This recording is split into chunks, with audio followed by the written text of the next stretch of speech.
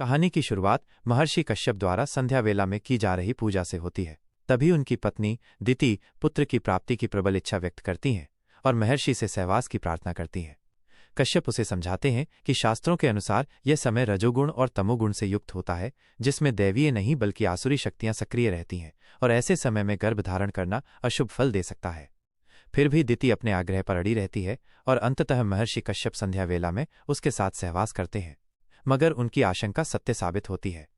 दिति के गर्भ में हिरण्याक्ष और हिरण्यकश्यप जैसी राक्षसी प्रवृत्ति के भ्रूण अपना स्थान ग्रहण कर चुके हैं, जो भविष्य में अपने अत्याचारों से संपूर्ण ब्रह्मांड पर हाहाकार मचाएंगे।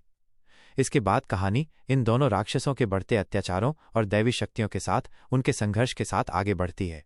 देवताओं, ऋषियों और आमजनों पर हुए अत्याचारों से आक्रोशित होकर भगवान विष्णु 2 बार अवतार लेते हैं। वराह अवतार में वे हिरण्याक्ष का वध करते हैं, जो पृथ्वी को पाताल लोक में ले गया था, और नरसिंह अवतार में वे उस हिरण्यकश्यप का विनाश करते हैं जो स्वयं को ईश्वर समझने लगा था।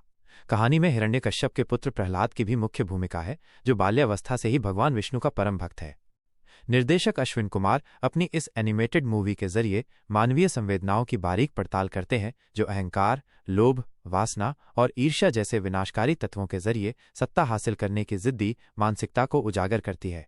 हालांकि फिल्म का पहला भाग मंथर गति से आगे बढ़ता है, पर कहानी के आगे बढ़ने के साथ अश्विन कुमार की भावपूर्ण कहानी भारत के प्राचीन महाकाव्यों को समकालीन संवेदनाओं से जोड़ती है, जिससे वे आज की पीढ़ी के लिए भी प्रासंगिक और प्रेरणादायक बन जाते हैं।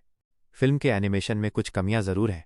अगर एनिमेशन का स्तर बढ़ाया गया होता तो निसंदेह ये एक नायाब एनिमेशन मूवी बन सकती थी, लेकिन इसके बावजूद कहानी में निर्देशक बुराई पर अच्छाई की जीत, संघर्ष, समय की महत्ता और ईश्वर की कृपा में विश्वास की भावना को दर्शाने में सफल रहे हैं। हालांकि गानों की कोरियोग्राफी, युद्धों की भव्यता और सीमित स्क्रीन टाइम वाले एनिमेटेड किरदारों के हाव भाव तकनीकी रूप से थोड़े और समृद्ध बनाए जा सकते थे। बावजूद इन खामियों के ये फिल्म भावनात्मक और आध्यात्मिक रूप से जोड़ने में कामयाब रहती है।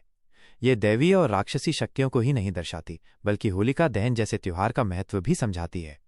निर्देशक अश्विन कुमार ने इस पौराणिक कथा को कहीं भी जटिल नहीं होने दिया है। इसकी स्टोरी टेलिंग और विजुअल अपील अपनी बात कहने में सफल रहती है। फिल्म में एक्शन, रोमांच और भावनाओं का सटीक मिश्रण है।